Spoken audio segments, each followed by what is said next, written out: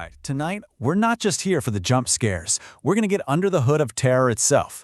We're gonna take two really chilling Indian horror stories and just dissect them, piece by piece, to figure out what makes a perfect haunting tick.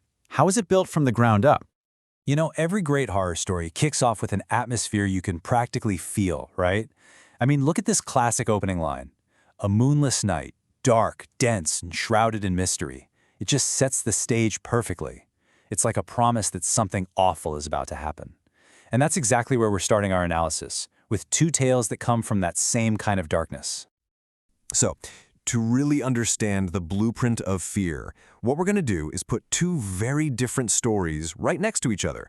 By comparing them, you'll start to see these universal building blocks of horror kind of start to creep out from the shadows. Okay, so on one hand, we've got Raghav. This is a guy totally consumed by greed, and he's convinced he just got away with the perfect murder out on some lonely forest road. Then, on the other hand, we have Dheeraj. He's just a young guy, trying to earn a living. And his first day on the job, it's in this run-down government morgue. We've got two pretty ordinary lives about to collide with something extraordinary. See, every ghost story, every haunting, it needs a trigger. Think of it like a crack in a window that lets the cold in. It all starts with some kind of sin, something that messes with the natural order of things, and basically sends an open invitation to, the other side.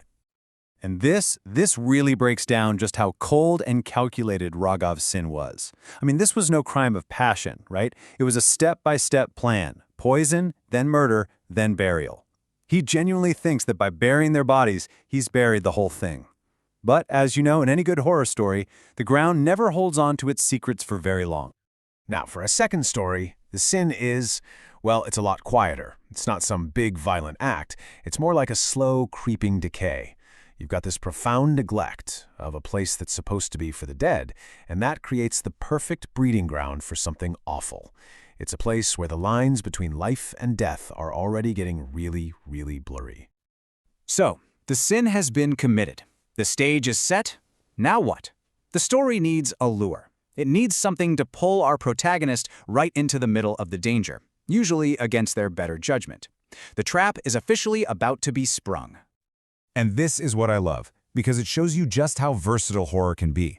Raghav gets caught in a classic trap, right? The mysterious, beautiful woman who just appears after his car breaks down. It's all very supernatural and seductive. But Dheeraj? He's lured in by the most normal thing in the world, the need for a steady job. And that just goes to show you, terror doesn't always need some big spooky invitation. Sometimes all it needs is for you to be looking for a paycheck. Okay, and now we get to the turning point. This is it. The moment the mask finally comes off, the whole illusion just shatters, and our protagonist and us watching finally understand the real, terrifying truth of what's happening. For Raghav, the reveal is just pure supernatural fireworks. It's this rapid-fire sequence of things getting worse and worse. The clock hits midnight, the lamps flare up, this dark shadow appears, and then Jia, this beautiful woman, her face cracks and she transforms into this monster. There's no doubt about it. He knows he has walked straight into a trap set by the very woman he killed. And then she says it. The entity just lays it all out, where it came from and why it's here. See, it's not just some random monster. It's a direct result of Raghav's own disgusting greed. That single line connects everything, from his first sin right up to the vengeance he's about to face. And now, there is absolutely no escape. But Dheeraj's reveal, it's completely different. It's not some big explosion of horror. It's a slow, creeping dread. It's this dawning realization. There's no big transformation scene, just a series of awful discoveries that start eating away at his sanity. And it all begins with one simple, stomach-churning question about his coworker, Ramlal. And the answer? The answer is so much worse than he could have imagined. He peeks into the freezer room, and there he is. Ramlal, the watchman, hunched over a body, just tearing at it, eating it like a wild animal. I mean, this is such a primal, visceral kind of horror. But believe it or not, that's not even the worst part. Because the true evil in this morgue is way deeper than just cannibalism.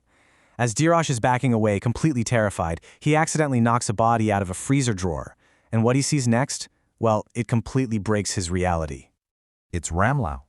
The corpse in the drawer is Ramlal. The guy he's been working with, the guy who is right now eating another body, he's already dead. So he wasn't sharing a room with a cannibal, he was sharing it with a walking, hungry corpse. And that's the ultimate reveal, right? The monster wasn't some intruder, it was right there with him the whole time. So, once the horrifying truth is out, the only thing left is the consequence. This is the reckoning. This is the moment where the supernatural force comes to deliver its justice, to collect on the debt that was created by that very first sin. And here we see two totally different kinds of justice, don't we? For Raghav, it's fast and it is brutal. Maya's spirit literally burns him from the inside out and buries him right where he buried her. It's a clean final revenge. But Dheeraj's fate, wow, it's so much crueler. He doesn't get to die. Instead, his mind and his soul are just worn away until he becomes the new monster. He inherits the curse of the morgue. But here's the thing. The really terrifying stories, they don't just stop when the main character is gone. The best kind of horror leaves behind this chilling echo, this feeling that the evil was never really defeated. It just settled in for the long haul.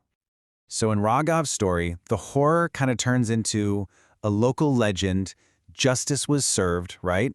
And now Maya's spirit just lingers. She's not a threat anymore. She's just a permanent part of the forest. And that deep, satisfied laugh you can hear on moonless nights, that's the constant reminder that a terrible wrong was made right. Back at the morgue, though, the story ends with a confirmation that is just bone-chilling. The horror isn't over. It's a cycle. It's a machine that just keeps running. A new cleaner shows up, calling out, just like Dheeraj did.